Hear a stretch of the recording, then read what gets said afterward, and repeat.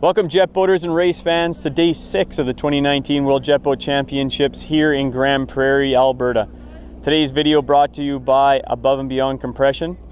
In behind me you can see the jet boaters going through the drivers meeting here at Magoo's Landing. They're going through the race course, which is over 60 miles one way of racing, so a total of 120 plus combined miles going up to Smoky Flats and back today. The jet boaters are in for an exciting day if it was anything like day 5 with lead changes and spin ups, and I'm sure day 6 video is going to be just as exciting.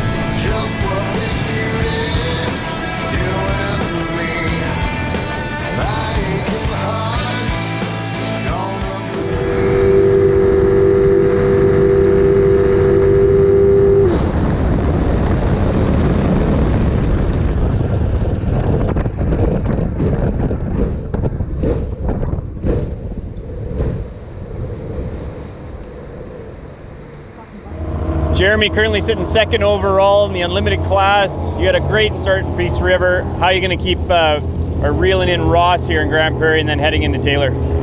Still a long racing left to do. You know, we got 7 legs, so I think the biggest thing for me is just to stay consistent. Prepping the boat, prepping the runs, and making sure we're keeping everything tight. He's got a lot more horsepower than we do, a lot more experience than we do, and we just got to run a solid and consistent race. John, you're no stranger to racing, New Zealand champ many times over, and you're over here helping Darren and the crew this week. How's it been so far for you? It's been a long week. It's quite a hard work, being a trailer driver and working on boats, so it's good to be over here, and we can't race, so good to be involved. We really appreciate you coming over here and seeing your face around the races. Always makes the Canadian Marathon that much better. Have you been giving Darren any pointers here, or how to move up in his position?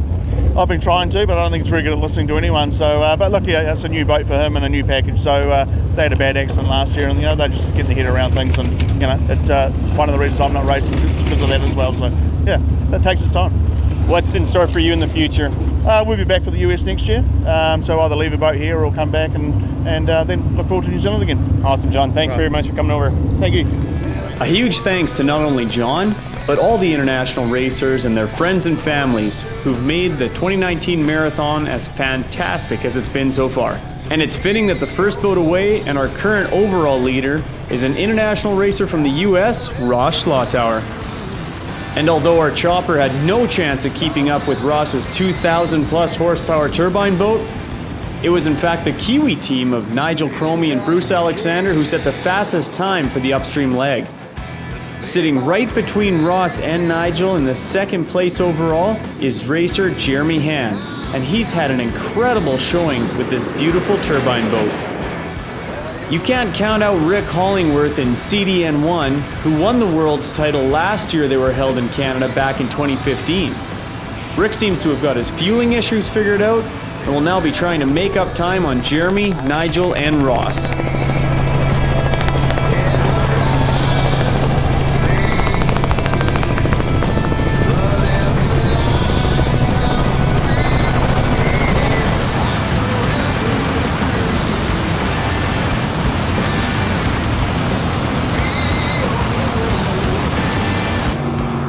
The A-class leader, Tim Greber, extended his lead by almost a half a minute on the upstream run over Darren Cage.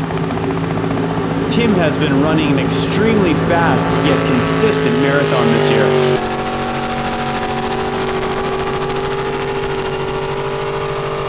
Some drama began to ensue once the CX boats began reaching our ground camera.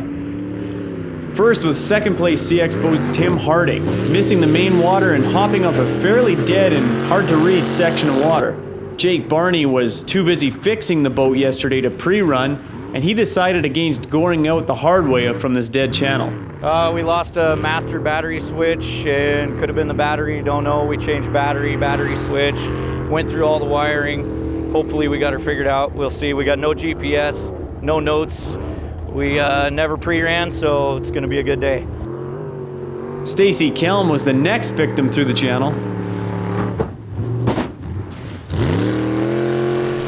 Kelly Locke redeemed himself yesterday after suffering that DNF upstream and came back today to set the fastest upstream leg amongst the CX class. He managed to get around Roger Preston as they turned off the Wapiti River and began up the Smoky. Not long after the shot was taken, Roger was cruising to the finish line when his conrod blew out the side of the block, stopping the motor instantaneously.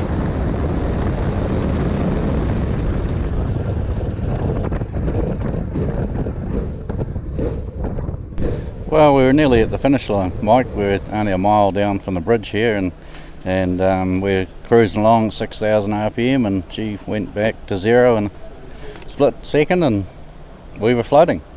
You come all the way over from New Zealand racing the CX class expecting these motors to hold out their entire marathon. You didn't expect a DNF because of a motor, I don't think. No, definitely. I obviously always said that someone would stress test their motor today, and we certainly did. Yeah, these long legs in the marathon certainly do put the motors to the test, holding them at 6,000 RPM for so long like that. What are we looking at here, Raj? What piece is this here? Oh, that's part of the conrod, Mike. So it just let go beside the starter motor, put a wee hole in the side of the block. So that it's a long way up here, and we were sort of full noise most of the way, and it just didn't quite get here. You guys were sitting third coming into today in the CX class, ever competitive. You were moving up every day and just racing really well, and it's kind of an unfortunate way to end today. Are you guys going to be able to try and put this thing back together and keep racing for the rest of the marathon, you think? Well, we may do, Mike. There's other parts around that we've been offered, so we'll see what happens overnight and whether we attack the beers or attack the spanners. So we'll make a decision soon. Brian, coming up to McLeod Flats today, it's the longest leg of the marathon. You had a DNF. What happened to the boat? Well, nothing happened to the boat. We did a stupid thing and took a wrong turn.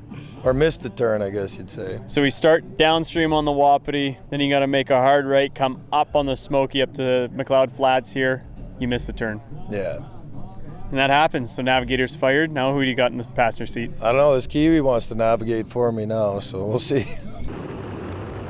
More missed GPS points with the Miss Edie crew as Darren attempts to turn out of a dead water channel and can't quite get that boat spun around. Well, I told him to go left, and he went left.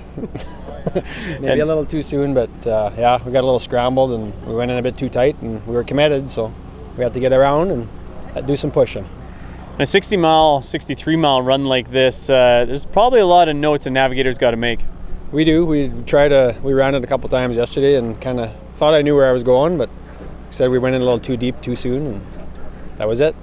You managed to get the boat back pushed out on your own power, and then back into the finish? Yeah, we did. It was just a bit of sand there, so it was easy to push out and get started again, and lost some time, but didn't wreck anything, so it was good. Try again. We're trying to run right at the front of the pack. Not necessarily first place, but Gord and Jeremy and I have been pretty much running together, and we just want to stay right in that pack and not push any harder than we have to. As the marathon begins to take its toll on the crews, the drivers get the boats in the water and prepare to go back downstream. An action began for the second place A-boat Shockwave even before the start line. They suffered a DNS after their motor stalled while idling at the start line, pushing them into some rapids and almost losing their boat altogether. Let my foot off just a bit and it coughed and loaded up, killed it, hit the starter and really slow, would not pick up. And then we got a little panicky because we had to get the paddles. We were up on a ledge there. So as we were coming down, the boat's backwards going through the rapids. First one took a little drink. Next one, we're big drink. So you thought you were going under. We totally thought we were. And then the bow just happened to grab the current and spun us around like a canoe. And then we went through the rest of the rapids the right way. So you give Tim a little bit of breathing room going into Taylor, but your boat's still in one piece. It is. You're still running great, so you're going to be bringing the heat in Taylor. I'm not slacking off, that's for sure. Okay, Derek. The run back downstream started once again with the overall leader Ross, who had another solid run, which was just edged out by the Kiwis once again.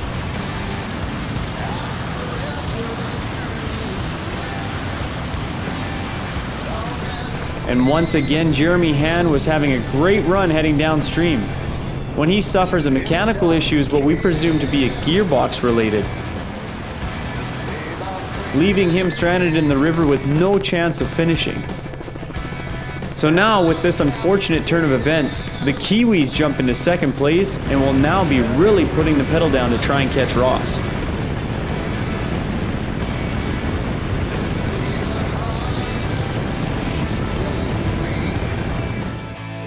In the CX boats, Justin Hill finishes day 6 atop the class, while Tim Harding still sits second, and with Jake Barney and Roger Preston failing to finish yesterday and today, Kelly Locke claws his way back into the podium with 2 quick time legs in the CX class.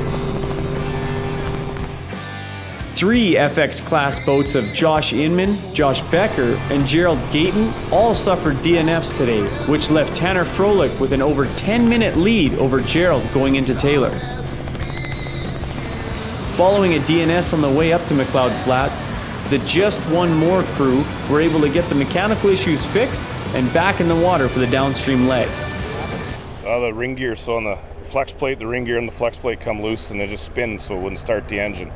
So we tried to get it started, tried to get it fixed for our start time, but just wasn't going to happen, so we had to take a DNS.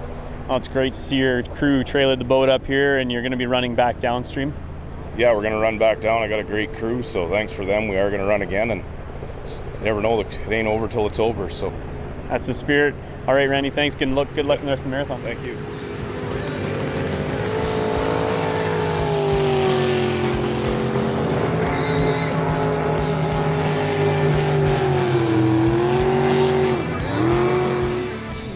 Huge thanks to Above and Beyond Compression for sponsoring today's Day 6 highlight video. Grand Prairie's been a challenging stop for a lot of competitors in the marathon. Gord Humphrey yesterday, who was sitting first overall, he gets knocked out. Today, Jeremy Hand, sitting second overall, is now knocked out. As we travel to Taylor, British Columbia, tomorrow's a down day, so you can expect to see us highlighting some interviews and recapping the events of the marathon to this point. So you'll check out that video tomorrow.